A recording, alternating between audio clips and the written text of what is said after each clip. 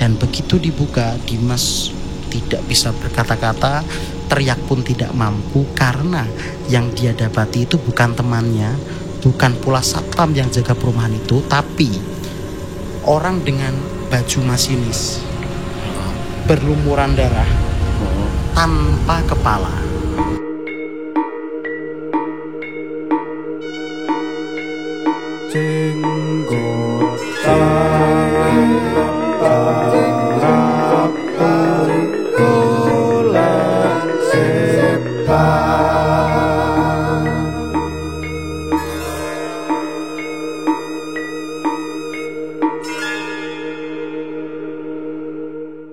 Ya, masih bersama kita berdua ya di Jenggotan Jeng Ratu Golek Setan. Dunia ini panggung sandiwara. Bukan. Aku lali tagline apa? Dunia bukan cuma tempat bagi manusia, tapi juga bagi mereka yang tak kasat mata. ya, jadi pokoknya langsung saja kirim ceritanya. Kali ini kita sudah mendapatkan kiriman cerita ya dari salah satu teman yang sudah dikirimkan ke alamat email kita di hello@akartkreatif.asia. Kira-kira cerita apa ini malam ini? Cerita ini dikirimkan oleh dimasbakti@gmail.com. Oke. Dimas ini adalah seorang pekerja di sebuah kantor konsultan engineer gitulah bro. Dia tuh kerjanya di Yogyakarta. Berkantor di Yogyakarta. Nah, suatu ketika dia itu mendapatkan proyek di Jakarta bro. Jakarta. Nah, kebetulan kantornya itu juga punya kantor di Jakarta. Tapi kantornya tuh bukan kantor-kantor yang seperti di bayangan kita. Kalau kantor-kantor seperti umumnya kan di BSD atau di Jakarta Selatan. Ini tuh kantornya tuh kayak kantor-kantor rumahan gitu loh bro. Jadi ngontrak rumah terus dibuat buat kantor. Iya. Nah, otomatis di situ kan ada kamar-kamarnya. Nah, kebetulan di kantornya Dimas ini mempersilahkan Dimas untuk tidur di kamar kantor tersebut. Karena kan daripada bayar kos dan atau yang lain-lainnya kan, mending di kantornya itu, toh juga ada kamarnya. Nah, lokasi kantornya itu bro berada di perumahan di daerah Bintaro. Di sini tidak diperkenankan untuk menyebutkan itu perumahan mana. Namun yang jelas untuk teman-teman yang di Jakarta pasti tahu ini perumahan apa. Jadi ciri-cirinya perumahannya itu, perumahan nih, jalannya tuh jalanan kecil, it's like seperti perumahan gitu loh. Tapi di tengah-tengah perumahan itu melintang lintasan rel kereta api. Tepat di tengah-tengah perumahan itu. Jadi di jalanan perumahan itu ya, Anda masuk nih di perumahan itu, Anda ketemu perempatan pertama, terus perempatan kedua. Nah, begitu perempatan kedua belok kanan, ya kan, belok kanan, itu Anda akan menjumpai lintasan kereta api yang memotong jalan tersebut. Oke. Jadi di perumahan itu tuh ada kayak palang kereta api tapi kecil. Oh iya. Yang yang berfungsi secara otomatis. Jadi kalau ada kereta beberapa kilometer dari palang itu tuh nutup sendiri bro. Kira-kira begitu. Oke. Kejadiannya ini ya baru-baru inilah tahun 2022. Tahun lalu banget. Masih baru banget nih. Ya kan. Oke, si Dimas itu tiba di kantornya, terus ya naruh barang-barangnya di sana lah, naruh segala macem. Besoknya Dimas harus ke lapangan gitu, ke proyek. Ya, dia ke proyek pagi, terus pulang itu kisaran Isa. Ada Isa pulang dia. Ya udah gelap segala macem. Nah, kebetulan ketika si Dimas ini pulang ke kantornya ya, kantornya itu harus melewati palang kereta api itu. Oke. Ya kan? Dia jalan mau menuju ke kantornya. Palang kereta api tertutup. Tutup kan? Ya nungguin dong Dimas. Ya otomatis. nungguin lama banget. Ini kayaknya memang di setting lama gini supaya lebih safety kayaknya ya. Mungkin, gitu kan. Demi keamanan juga. Ya. Sehingga Dimas itu ngerasa bosan sendiri, terus dia main itu loh bro, permainan yang sudah lama tidak kita mainkan, Flappy Bird. Flappy Bird. Tahu ya, di HP-nya sambil nungguin kereta kan. Masih ada itu? Masih. Gak tahu dia download di mana, tapi ada tuh Flappy Bird. Iya. Main Flappy Bird, terus kan keretanya lewat. Nah Dimas itu mendengar bahwa keretanya itu melaju tuh ternyata nggak cepet-cepet banget, cenderung lambat sekali. Tapi si Dimas ini tidak memperhatikan keretanya, dia fokus Flappy Bird karena poinnya udah di atas 100 nih, sehingga dia bernafsu untuk itu kan, terusin kan daripada nonton kereta kan. Yoi. Keretanya masih jalan tuh, belum habis keretanya. Nah tiba-tiba burungnya Dimas ini nabrak. Nabrak kan kalah dong ya kan. Burungnya nabrak. Flappy Bird. Kirain burungnya. Maksudnya ya burung di gamenya Dimas. Gitu, burung di gamenya.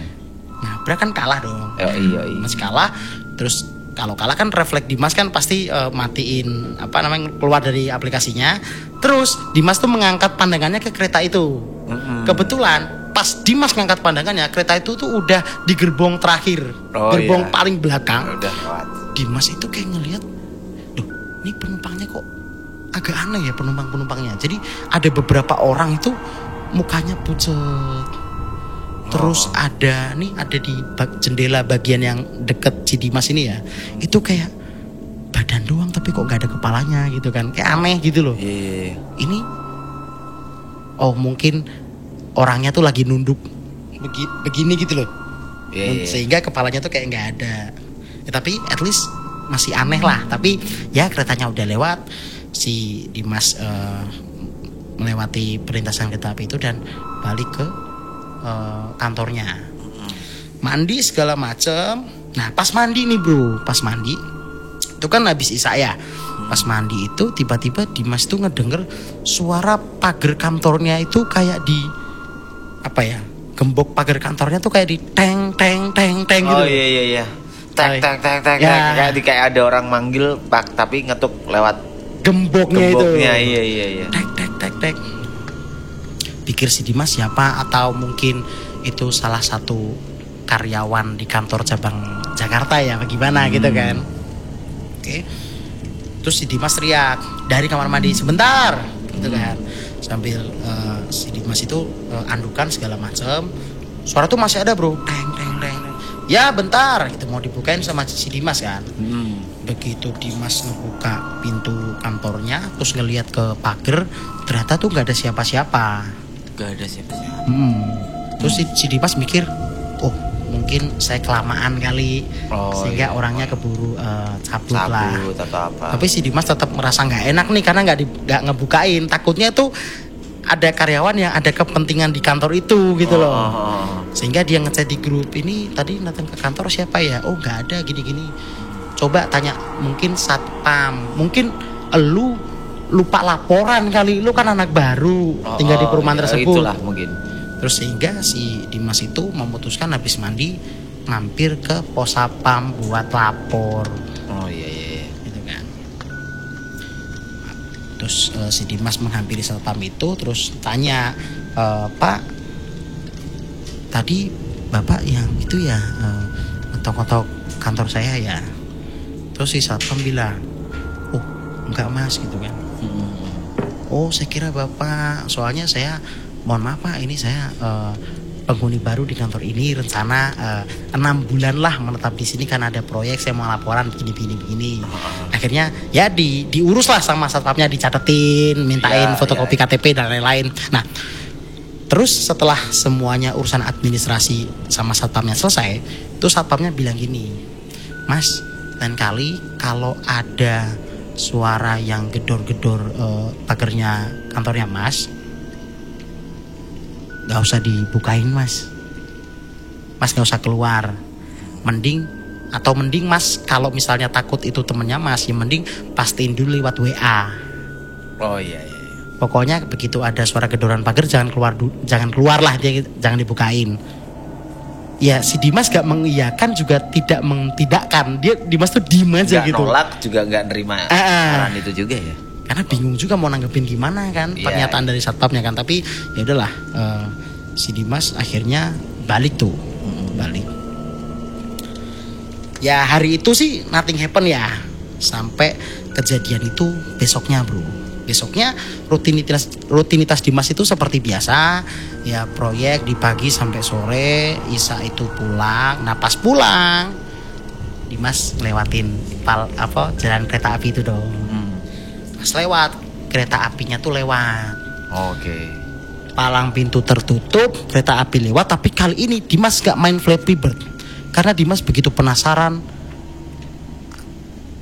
mau ngeliatin keretanya. Karena kemarin kan penumpangnya kan kayak aneh-aneh gitu kan. Iya. Ini tuh kayak diliatin begini, diliatin sama Dimas ya, diliatin. Kayak ingat kejadian beberapa waktu lalu mungkin itu kali ya.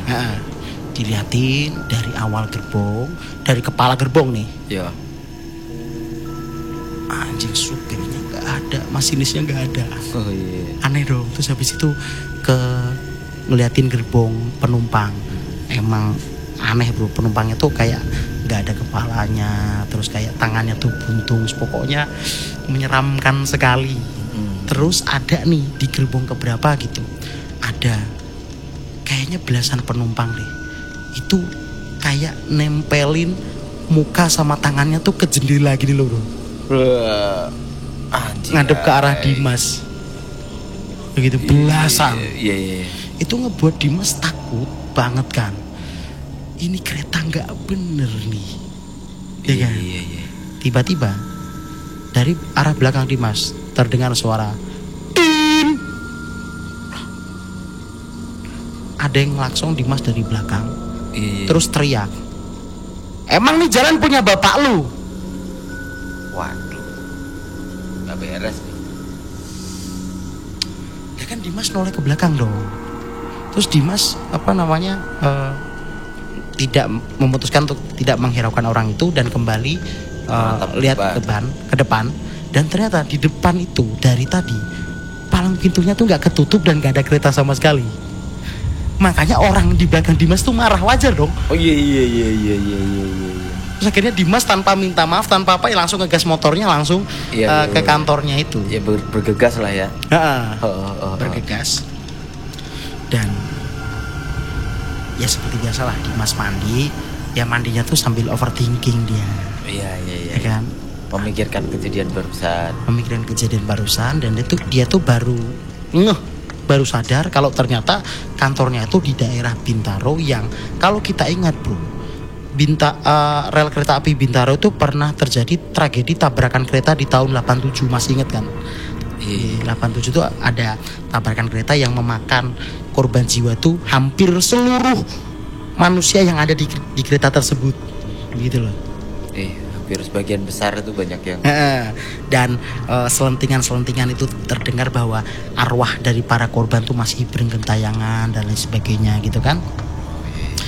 Oh ya pantas nih perumahan agak angker ya, karena deket rel itu. Bintaro ya gitu kan. Nah pas selesai mandi, Dimas itu rebahan di kamar. Terus terdengar nih suara apa namanya, teng. Yang seperti sebelumnya. Pagar terulang kembali. Terus inget dong pesan Pak Satpamnya. Oh iya. Jangan dibukain, tapi kalau takut masnya itu temannya kerja, mending dipasti lewat WA, di chat grup kantor. Ini siapa yang di depan kantor? Nggak ada. Oke. Terus kan makin takut dong. Iya. Ya kan? Ini pasti diduga kemungkinan besar itu hantu kan. Ya kan? Pikirannya dia. Nah, terus akhirnya Dimas tuh ingat bahwa dia tuh nyimpen nomor satpamnya yang kemarin diajak ngobrol. Oke. Nah, di WA lah satpamnya, Pak itu yang di di depan pagar kantor saya itu bapak. Terus satpamnya bilang, enggak mas, Dan kebetulan malam ini saya nggak jaga, saya lagi sakit terus digantiin sama teman saya. Wes pokoknya Mas kalau denger ketokan pagar wes nggak usah dibukain. Terus Dimas ngejat lagi. Oh sorry, terus si satpamnya nanya, emang sekarang kedengeran Mas gitu kan. Terus si Dimas bales, ya Pak kedengeran ketokan pagar, tapi sekarang yang diketok bukan pagar tapi pintu kantor saya. Oh iya, kok bisa masuk dia lompat ya? Terus si satpamnya bilang gini, Mas udah mastiin itu temennya Mas gitu kan. Iya.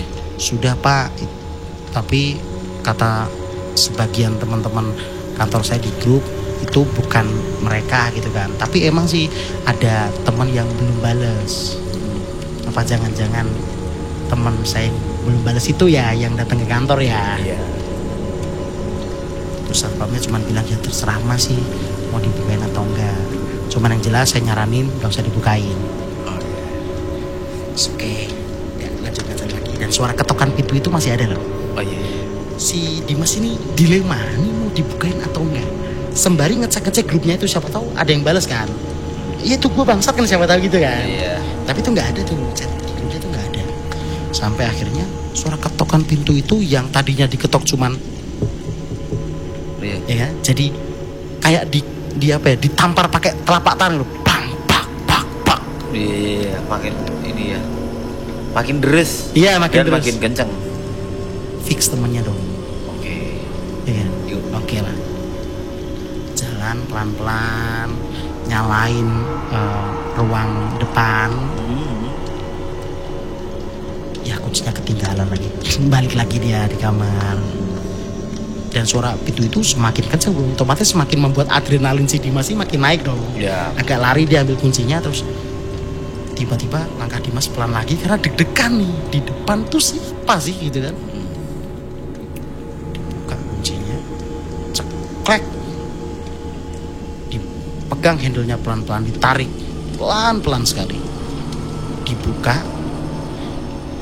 Dan begitu dibuka, Dimas tidak bisa berkata-kata, teriak pun tidak mampu karena yang dia dapati itu bukan temannya, bukan pula satpam yang jaga perumahan itu, tapi orang dengan baju masinis berlumuran darah tanpa kepala. Dan gak cuma itu, di belakang sosok masinis itu ada kayak ibu-ibu bawa anak tapi kayak mukanya tuh kebakar. Terus ada orang yang tangannya tuh buntu. Jadi Dimas itu ditemui belasan hantu di depan kantornya. Belasan. Dan setelah dan Dimas pada saat itu pingsan. Dan ya ditemukan oleh teman-teman kantornya tuh besok paginya. Terus akhirnya sharing-sharing lah Dimas sama teman kantornya bahwa ternyata memang bener tuh bahwa efek dari tragedi Bintaro itu adalah banyak sekali arwah-arwah yang disebut belum tenang lah. Iya. Apalagi arwah si masinisnya. Karena arwah si masinisnya tuh kayak ngerasa jadi bro, setiap malam itu memang ada suara ketokan pintu di setiap rumah di perumahan itu. Anjir. Dan itu tuh yang ngetok ya hantu masinis itu, yang dimana dia berusaha untuk mencari tahu di mana kepalanya. Oh man. Karena si masinis itu tuh masih ada rasa kewajiban untuk nganterin penumpang-penumpangnya kayak gitu loh bro. Iya, nganterin pulang mereka ya. Dan itu ketokan teror itu ya, ketokan pintu itu, teror itu berlangsung dari tahun 87 sampai 2022. Bayangin udah berapa puluh tahun itu. Ya makanya kan kita ingat bahwa si satpam yang beberapa hari yang lalu kan memperingatkan kalau ada orang ngetok-ketok pintu tuh jangan dibukain gitulah. Iya. Mungkin karena emang sering terjadi ya. Ya. Di kota-kota besar dan sekitarnya. Betul. Enggak di situlah. Ya, jadi itu adalah salah satu efek atau dampak tragedi Bintaro yang menewaskan hampir ratusan, bukan hampir ratusan ya, bahkan tuh ratusan lebih bro, ratusan lebih orang di tahun 87 dan ceritanya berakhir. Oke, terima kasih buat Dimas yang sudah mengirimkan ceritanya di hello@akarkreatif.asia. Mungkin selain Dimas atau teman-teman yang sudah menyaksikan ini atau punya cerita yang ingin dikirimkan, langsung aja kirim seperti Bro Dimas tadi. Thank you bro, ceritanya serem bro. Aduh, mau dipecandain nggak bisa lagi. Gak, iya. Asem. Karena serem banget. Pokoknya sampai jumpa di program Jenggotan episode selanjutnya. See you.